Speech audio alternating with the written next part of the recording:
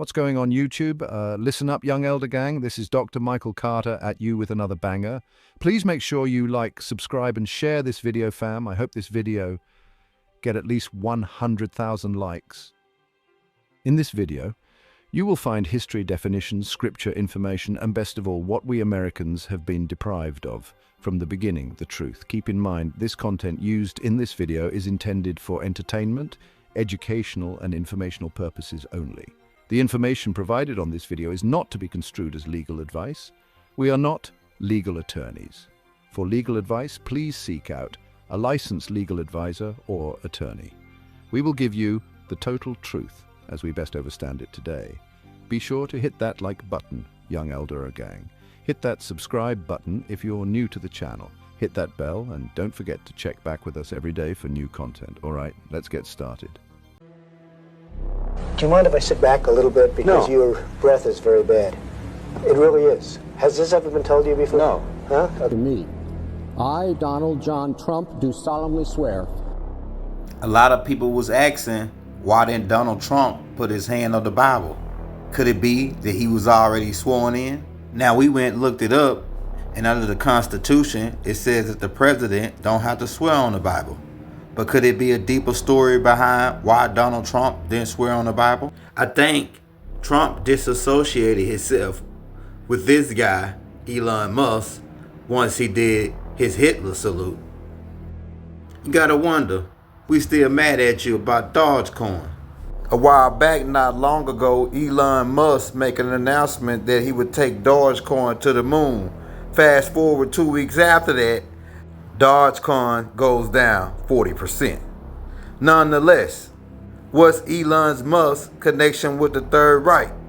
Because the Third Reich, Adolf Hitler and them, was into different types of technology. And this guy, Elon Musk, is into different technology. And he's also trying to fly rockets out of space, just like the Germans were doing. Meanwhile, Trump takes office and then signs the order to release JFK's assassination files and Martin Luther King's assassination files, which we already know about most of this stuff. Now you gotta wonder, do those files finger the no-tie guys like Messy Jesse and the other guy standing next to him, who we had reason to believe was working for the government? And we already knew about the JFK files because of a man named Bill William Cooper in his book, Behold the Pale Horse, had already told us that William Greer was the shooter. So it stands to reason, what else did he say in that book that could be true? Like the government getting booty with the graves before they took him out. Here's another picture that was sent to me by the 12th elder, Raguel, and he said, hey, check this out, man. Donald Trump is speaking on an eagle with the head on it facing to the right, when we are normally used to seeing it with the head facing to the left. Now, if you notice, the seal on the left has the eagle facing to the left, and the seal on the right has the eagle facing to the right. Now, we looked this up and found out that the seal on the left was like designed in 1945, and the other seal goes back around to the 1800s. So this old seal to the right must represent the old republic, and that Donald Trump is now bringing back the old republic. You gotta pay close attention into the language in the background in which they speak. Now keep in mind, Donald Trump is the first president to cross over to the North Korean line from South Korea. He meets up with Kim Jong-un, right? And they already had this contest of who the baddest guy, but I'm starting to think they buddies. And you already know Kim Jong-un, how he run his program over in North Korea. It's a dictating thing.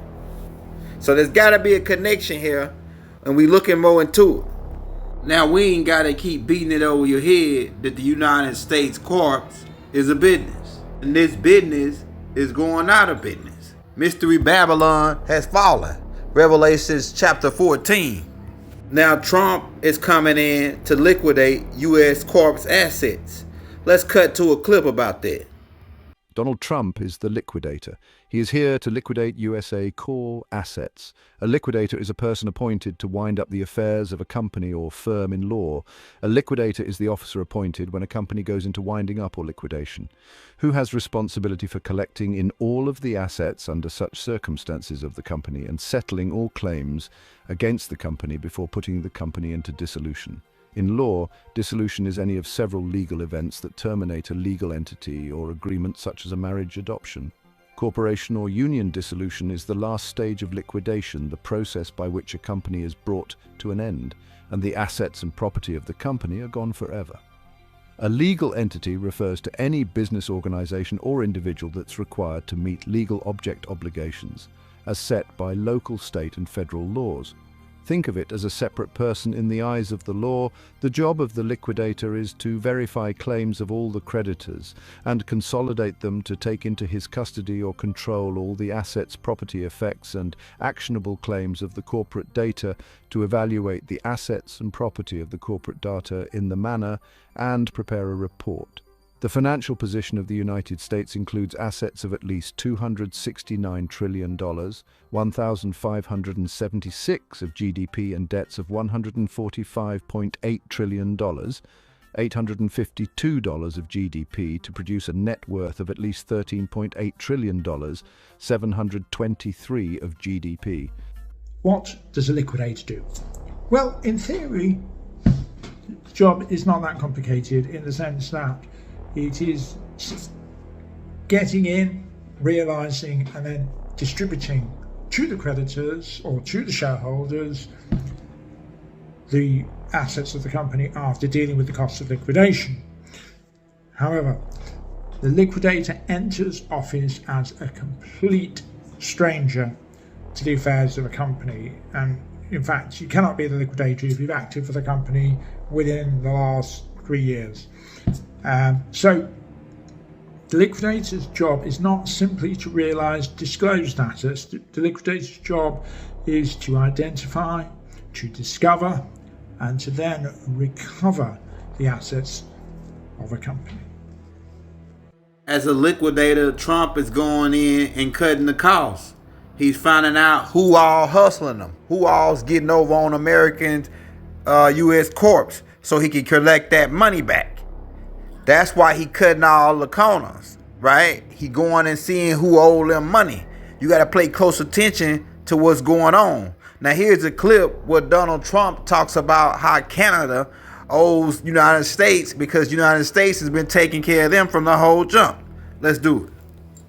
Economic force, because Canada and the United States, that would really be something. You get rid of that artificially drawn line, and you take a look at what that looks like, and it would also be much better for national security. Don't forget, we basically protect Canada. But here's the problem with Canada. So many friends up there. I love the Canadian people, they're great. But we're spending hundreds of billions a year to protect it. We're spending hundreds of billions a year to take care of Canada. We lose in trade deficits. We're losing massive. We don't need their cars. You know, they make 20% of our cars. We don't need that. I'd rather make them in Detroit. We don't need the cars. We don't need their lumber. We have massive fields of lumber. We don't need their lumber. We have to unrestrict them because stupid people put, restrictions on, but I can do that with an executive order. We don't need anything they have. We don't need their dairy products. We have more than they have. We don't need anything. So why are we losing $200 billion a year and more to protect Canada? Why are we supporting a country $200 billion plus a year? Our military is at their disposal. All of these other things, they should be a state. Now you're going to begin to understand why Donald Trump went to collect that gold back for the Pope. They calling in all the assets. This is the liquidation. Vatican City. Turns out they owed Big Mama a lot of gold. Centuries worth, in fact. And who held the IOU? You guessed it. America. We were the debt collectors for a deal we didn't even make. Trump knew this was crazy, so he did what any savvy businessman would do. He called in the debt. The Pope wasn't happy, obviously, but hey, a deal's a deal, right? This wasn't just about the money, though. It was about sending a message. America was done being pushed around. We were taking back what was ours, and we were just getting started. Pope Francis once said that Christians must have cheerful faces and eyes full of joy. But there was little evidence of those emotions as Donald Trump descended on the Vatican on Wednesday, May 2017 for his first face-to-face meeting with the Pope. Little do you know why Trump and his wife were wearing all black. You wear black in Western culture to funerals. Keep that in mind. Trump met with the Pope to close out the contract for Big Mama. The Pope wasn't happy to see Trump because he knew what time it was. Run that gold, Pope. Trump had USA military cargo planes loaded up with all the gold that's owed to Big Mama and brought it back home to Turtle Island. It is common to hear that the United States is broke and cannot afford to continue spending and borrowing at its current pace. Indeed, that was the argument put forward by some to justify the fourth debt ceiling standoff over the past 12 years. While one can make a credible argument to pull back on government spending during a time of inflation, it is simply true that the US is on the verge of a debt and deficit crisis. The total debt of US governments, federal, state and local, is $33.6 trillion, with the federal portion accounting for $31.4 trillion. At first glance, that figure underscores the argument to cut back on spending and the need for a periodic crisis to create the conditions for spending restraint. Tax cuts, stimulus programs, increased government spending and decreased tax revenue caused by widespread unemployment generally account for sharp rises in the national debt. Rising debt means fewer economic opportunities for Americans. Rising debt reduces business investment and slows economic growth. It also increases expectations of higher rates of inflation and erosion of confidence in the US dollar. Who does the United States owe the most debt to? As of July 2020, Japan overtook China and became the largest foreign debt collector for the US.